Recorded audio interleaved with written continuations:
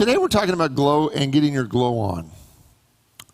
And the question that I have for you tonight is, when is the time in your life where you knew that you were glowing at your brightest level?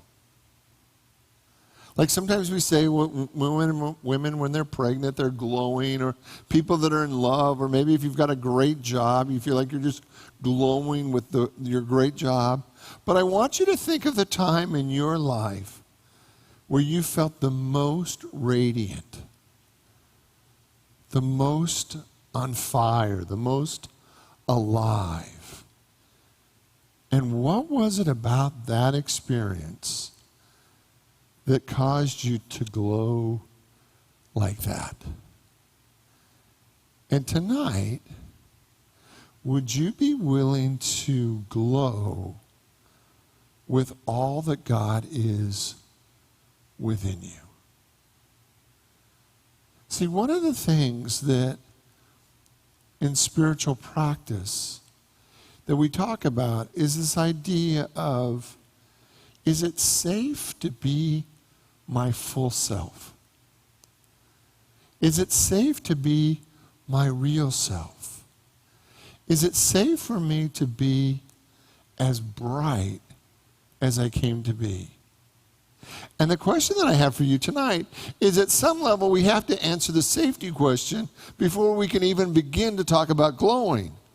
Because if you don't feel safe, would you be willing to glow?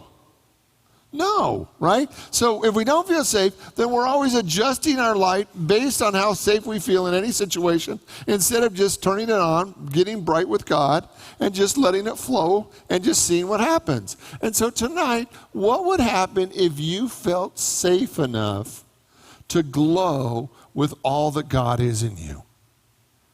What would happen if you felt safe enough? Well, people might notice, and people might talk, and true. Jesus said, let your light so shine that people see your good works and give glory to God, right? That the purpose of life is to set yourself on fire. One of my favorite quotes was a 19th century minister from England who said that what he did was, I set myself on fire with Jesus Christ, and people come from miles around to watch me burn. I love that quote. I do, because there's something about setting ourselves on fire, not literally, thank you, spiritually, right, that makes a difference for everybody else. Can you think of somebody in your life who just glows? Can you think of a person in your life who just lets their light so shine that in their presence you're more courageous and you let your light shine? Tonight, what would it look like if you just popped? If you just turned your light on all the way and let people see your essence, your soul, your spirit, your magnificent, what would it look like? Let me go to Scripture.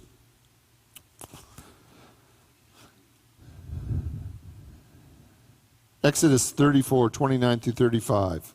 Moses came down from Mount Sinai, and as he came down from the mountain with the 2 tablets of the covenant in his hands, Moses did not know that the skin of his face shone, because he'd been talking with God.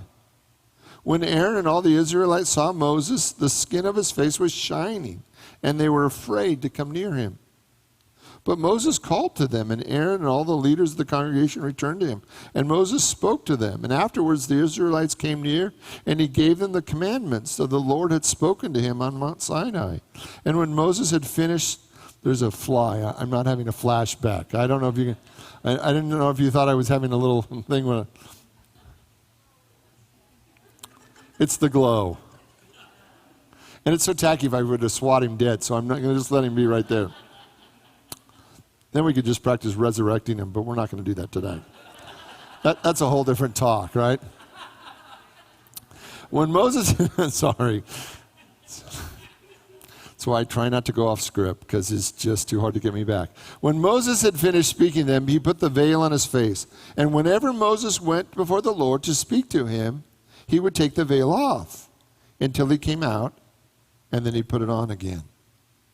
And the Israelites would see the face of Moses, that the skin of his face was shining. And Moses would then put the veil on again, and then he'd go and speak with God. So here's the deal, right?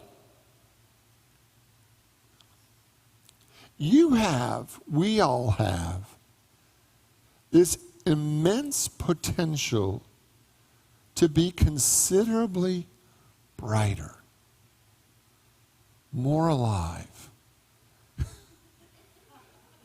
Yes. And even the flies will be drawn to you. Right? So we have this ability to be brighter than we'd ever thought possible. And so one of the things that I love about Marie Howes painted this beautiful piece of work. Have you noticed it when you came in today? So beautiful. I want to get the name right. It's called, help me, Marie. It's called Held in Her Heart. Held in Her Heart, right? And Held in Her Heart, can you see just the shining light in her? And the idea is that every time we deepen our relationship with God, every time we know more God, one of the experiences that we have is that we get brighter. And you see the little dove of peace, like this translucent dove, and you notice the red thread going through the dove's mouth? Can you see the red thread from where you are? If you can't, then come up closer. Can we get the camera on it? Maybe the camera can show it. Can you zoom right on, all the way in? See how close they can get. There we go. Now, can you see? No. Okay, never mind. I want to talk about the thread. And I want to read a poem from William Stafford called The Way It Is. There's a thread you follow. It goes along the things that change, but it doesn't change. People wonder about what you're pursuing, and you have to explain about the thread, but it's hard for others to see it. While you hold on to it, you can't get lost. Tragedies happen, people get hurt or die, and you suffer and get old, but nothing you do can stop time's unfoldment. And you never let go of the thread. See, here's what I want us to see tonight, right? One of the things that's just spiritually true is that in life, stuff happens. True? Like, stuff happens. And no matter how much we try for stuff not to happen, stuff happens. That we all have a spiritual journey here. We all have things that we're going through and experiencing.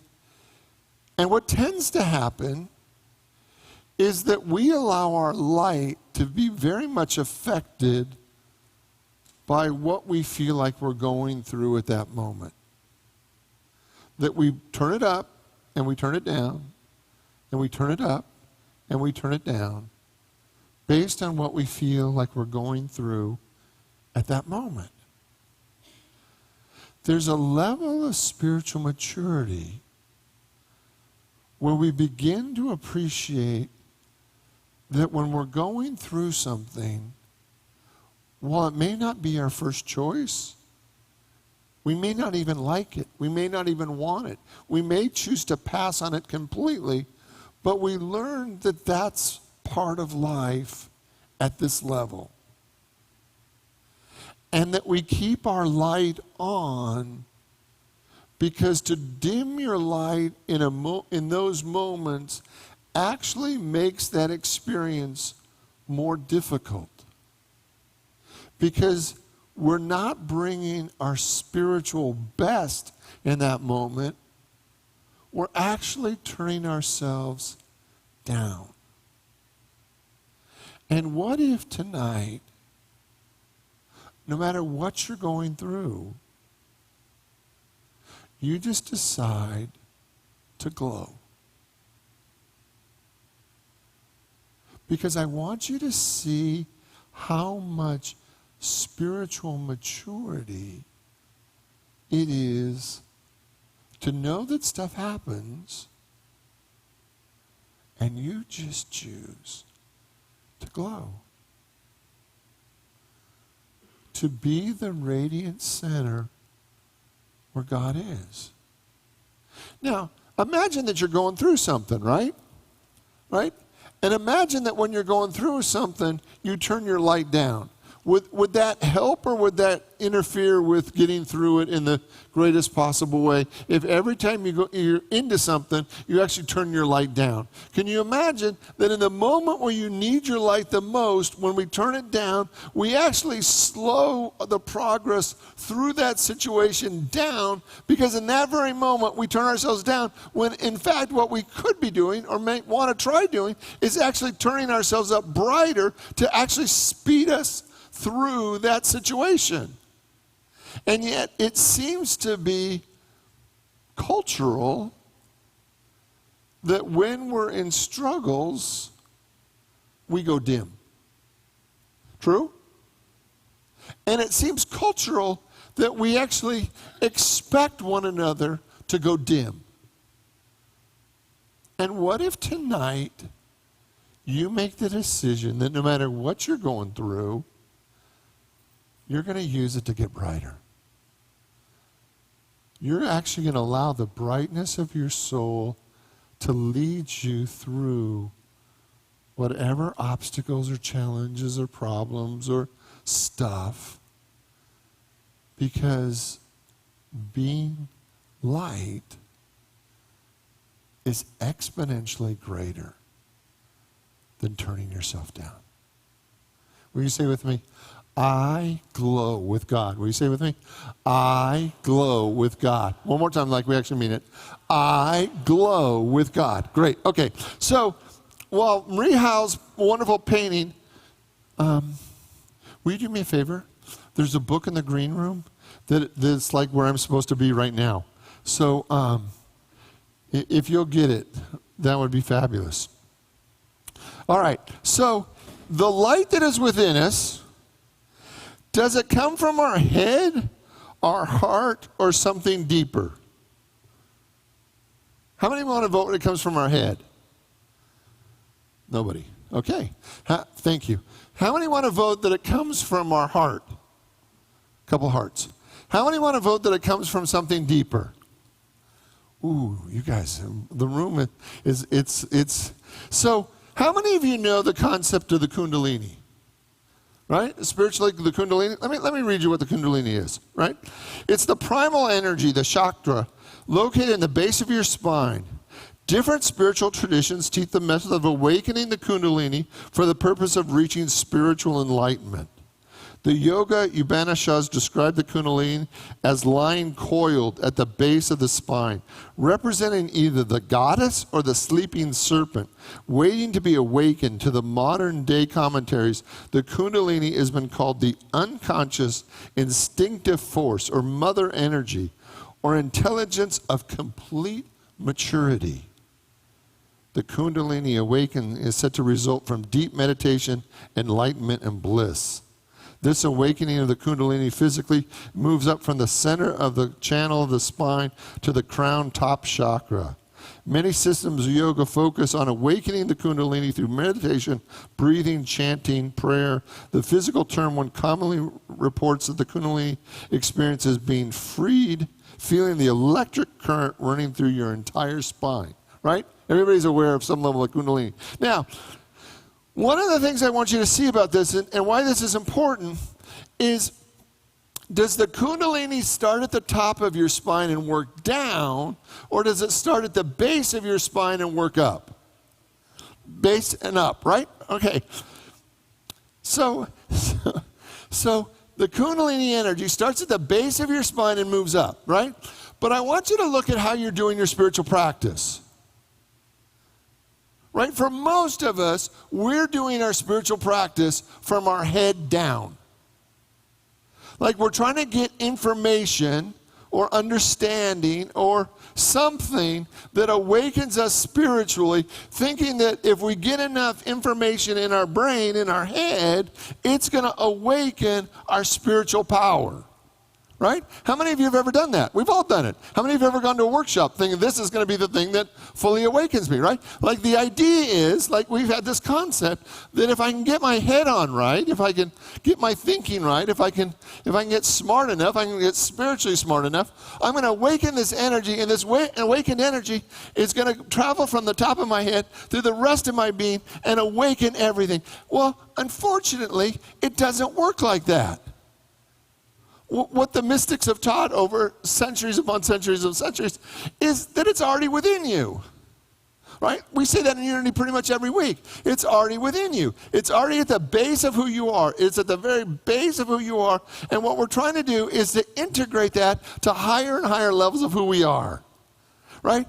And what I want you to see is your glow is that spiritual energy that wants to awaken in every level of your being. And you being smarter may not be helpful. Right? How many of us, really have worked at being smarter, spiritually smarter, every level smarter, when you've already been wired for it? It's already at your essence. That enlightenment doesn't start at the head and go down. It starts at the bum and works up. Right? So your most enlightened place of being is your bottom. So when people say I hit rock bottom, that should be a sign of enlightenment. Right? Because you've actually reached the place of enlightenment. Right? So here's the deal. If you get smarter, that's the booby prize. The real work is to ignite what's always been there. And to allow what's always been there to be fully expressed. That you've always had it. It's always been there. You don't develop the Kundalini, you express it. You don't say, oh, can I go get my Kundalini tuned up or supercharged? It's at the base of who you are. And you just allow that serpent to wake up. So the basis of my talks for the next couple of weeks are this wonderful little book called The Endless Practice, Becoming Who You Were Born to Be by Mark Nepo. Anybody familiar with Mark Nepo's work at all? His work is really good. His work is really good. So the book is in the, if you want to join me as I go through this, I'm going to take 3 concepts. And I'm not going to be going concept by concept, but to take 3 concepts that are in his book and let them really speak to us. This is a section called Things That Hearten and Dishearten. There are many, and while all thinking and talking keeps us from suffering while all thinking and talking can't keep us from suffering and loss we encounter from being human beings, neither will all the suffering and loss keep us from the sanctity of our own presence. Here are a few fears that disenheart us and drain our energy. The fear of the unknown, that I won't see it coming, that it affects a level of distrust in our days. The fear of being undone, that the worst possible outcome will happen, and it breeds cynicism. The fear of breaking, that things will shatter and fall apart, makes our occupation of anticipating pain. The fear of rejection, that I will speak a truth and that everyone will leave. That leads us to practicing hiding. The fear of death, that the clock will begin beating so loudly, enslaves us to a sense of panic and urgency. All these fears in passing are quite normal. But when we allow them to take over our lives, they become life-draining and disheartening.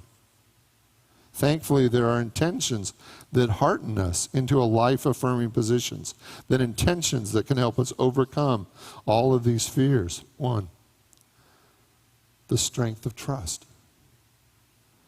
We can expand our ways by including and being surprised and deepening our feeling of wonder and curiosity. The strength of what is possible. We can imagine and spend an equal amount of time using our imagination for what might go right. Strengthen our ability to integrate pain. We can be like water and learn how to absorb what falls upon us and how we will not shatter. To shrink our habit of hiding. We can listen to its experiences as teachers and wait for an opening for truth to show us itself in a way that trees grow toward the sun. And to shrink our present and urgency of time, we can linger in the moment and try to accept our death. So here's what I want us to look at. What do you think is the number one thing that keeps us from letting our light shine? Fear. Any particular kind of fear? I'm going to suggest that it's a sense of overwhelm. That in the sense of overwhelm, we tend to recoil because we don't know what to do. Right? Have you ever felt overwhelmed? Have you ever felt overwhelmed day after day after day after day? And the problem is that what happens is we recoil. We pull into ourselves. We condense when we feel overwhelmed. And here's what I'm going to invite you to look at. We believe that life is eternal. Is that true? That we believe that life is eternal. So that we believe that your soul is literally eternal. Because it's energy, it cannot be, destroyed in any way. That your soul is eternal. Life is eternal because we actually live from our soul. So here's what I want you to see. Is that whatever happens, I'm not saying stuff's not going to happen, but whatever happens, you're eternal. You're eternal. And the more that we bring our light to our eternal nature, the more everything in life can be overcome. That no matter what happens, you're eternal. And the more you bring your light to that, the more everything in your life gets greater. So here's what I'm suggesting. You ready for your homework? I want you to look at what are the 1, 2, or 3 things that you could do every day that would increase your glow. Right? Meditation? Probably. Right? Watching TV? Maybe not. Right? Walk in nature? Possibly. Right? Being around people that inspire you, who believe in you? Quite possibly. I want you to have 2 or 3 or 4 or maybe even 5 things in your toolbox that increase your light. Increase your joy. Increase your glow. And one of them maybe is joy. For me, joy is an automatic glow expander. Right? No matter how bad I'm feeling, if I laugh, I cannot keep my energy contracted. Right? The very act of laughing in and of itself for me is incredibly expansive. Right? So here's the deal, right? So you clearly heard me say today, right, that stuff happens. Jesus said, in the world there's tribulation, but be of good cheer, for I've overcome the world. Now, by his life, did that mean that he didn't have any problems? Like, stuff happened to him, right? Right? Can we just see that stuff happened? Right? So in the world, stuff happens. Right? And I promise you that your eternal soul is bigger than that. That no matter what happens, your eternal soul is bigger than that. And what I'm really interested in is how big, how bright, how magnificent can you be? God bless you all. Have a great night. Thanks for being here.